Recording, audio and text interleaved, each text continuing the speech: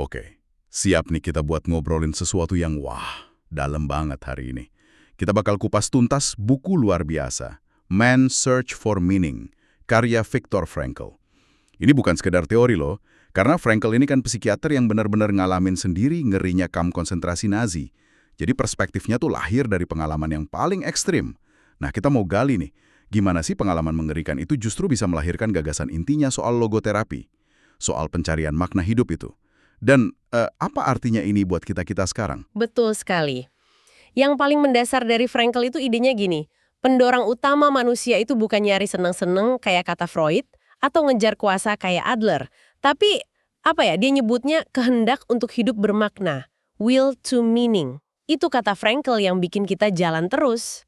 Logoterapi sendiri, nah itu pendekatan yang dia kembangin buat bantu orang nemuin makna unik mereka masing-masing. Saya itu selalu kepikiran, gimana caranya ya nemuin makna di tengah kondisi yang, nggak kebayang kayak di kamp konsentrasi itu, kayak susah banget gitu loh ngebayangin ada ruang buat itu. Nah, justru disitulah idenya itu teruji dan terbukti. Frankl lihat langsung kok, mereka yang punya alasan buat hidup, punya mengapa, itu bisa bertahan ngadepin hampir semua bagaimana. Dia sering banget ngutip Nietzsche soal ini. Orang-orang yang punya bayangan masa depan, entah ketemu lagi sama orang tersayang, atau mau nyelesain satu karya, gitu, mereka punya daya tahan lebih kuat.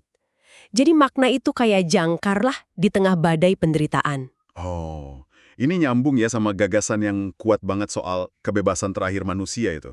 Sesuatu yang nggak bisa diambil paksa. Tepat. Frankl bilang semua bisa diambil dari manusia, kecuali satu hal, yaitu kebebasannya buat milih sikap. Sikap dalam menghadapi situasi apapun. Dan ini bukan omong kosong loh. Bayangin aja, dia lihat sendiri tahanan yang jalan di barak, nyoba ngehibur yang lain. Bahkan ada yang sampai bagiin remah roti terakhirnya. Itu kan bukan lagi soal bertahan hidup fisik aja ya. Itu pernyataan sikap. Mereka milih buat tetap jadi manusiawi di tengah kondisi yang tidak manusiawi sama sekali. Luar biasa sih itu. Terus, gimana cara kita nemuin makna ini dalam hidup sehari-hari kita nih menurut Frankl? Ada caranya. Frankl ngasih 3 jalan utama. Pertama, ya lewat karya atau perbuatan. Kayak kita nyiptain sesuatu, nyelesain tugas gitu. Kedua, lewat pengalaman atau pertemuan. Misalnya ngalamin indahnya alam, seni, atau yang paling kuat nih mencintai seseorang. Nah, jalan ketiga ini yang mungkin paling mengejutkan dan relevan banget sama pengalamannya, nemuin makna lewat sikap kita terhadap penderitaan. Tapi penderitaan yang nggak terhindarkan ya. Jadi bukan meskipun menderita, tapi malah karena penderitaan itu. Persis. Pas kita udah nggak bisa ngubah situasi di luar, misalnya penyakit parah atau kehilangan yang nggak terganti, kita tuh ditantang buat ngubah diri kita sendiri. Disitulah tragedi itu bisa diubah jadi semacam kemenangan batin. Kayak ada cerita nyata tuh, dokter tua, pasiennya Frankl, yang sedih banget istrinya meninggal. Frankl nanya, gimana kalau bapak yang meninggal duluan? Dokter itu jawab, wah istrinya pasti menderita banget. Nah, Frankl nunjukin, penderitaan si dokter sekarang ini jadi punya makna. Dia nanggung duka itu supaya istrinya nggak perlu ngerasain. Wah, itu langsung ngubah cara pandangnya. Sebaliknya, kalau kehilangan harapan atau makna itu, bahaya banget ya berarti ya? Fatal. Sangat berbahaya. Frankl nyatet fenomena ngeri di kamp. Angka kematian itu naik drastis setelah Natal 1944. Kenapa? Karena banyak yang berharap perang selesai pas Natal, mereka bisa pulang. Pas harapan itu pupus, rasanya kayak imunitas psikologis mereka ambruk gitu aja. Begitu makna masa depan hilang, fisik pun seringkali nyerah. Ini nunjukin betapa pentingnya orientasi ke masa depan sekecil apapun harapan itu.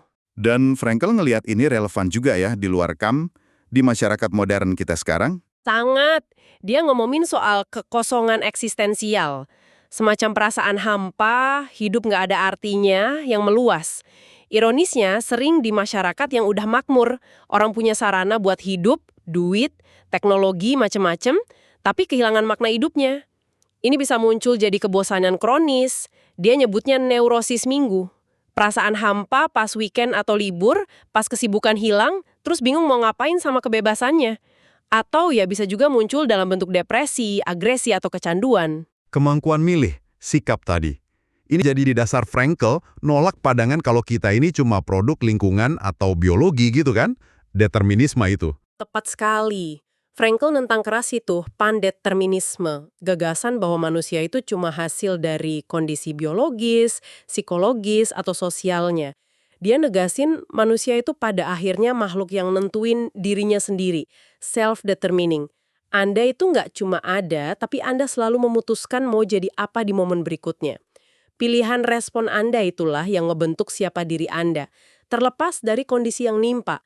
Ini bukan berarti nyalain korban atas penderitaannya loh ya, tapi ngakuin kalau selalu ada ruang kebebasan internal buat ngerespon penderitaan itu. Jadi intisarinya nih ya, makna itu ada. Bisa ditemuin siapa aja, kapan aja, bahkan di saat paling sulit sekalipun. Kuncinya ada di pilihan sikap kita ya. Ruang kebebasan batin itu selalu ada. Betul, dan sebagai penutup nih, ada pemikiran Frankl yang menurut saya pribadi, wah, ngena banget. Soal tanggung jawab, responsibleness. Dia pernah bercanda gitu, mungkin patung Liberty, kebebasan di pantai timur Amerika, itu perlu diimbangin sama patung tanggung jawab di pantai barat. Ini pengingat kuat sih buat kita semua. Kebebasan sejati itu datangnya sepaket sama tanggung jawab. Tanggung jawab buat apa? Ya buat aktif nyari, milih, dan nyiptain makna dalam hidup kita. Apapun kondisinya. Pada akhirnya, pilihan selalu ada di tangan Anda.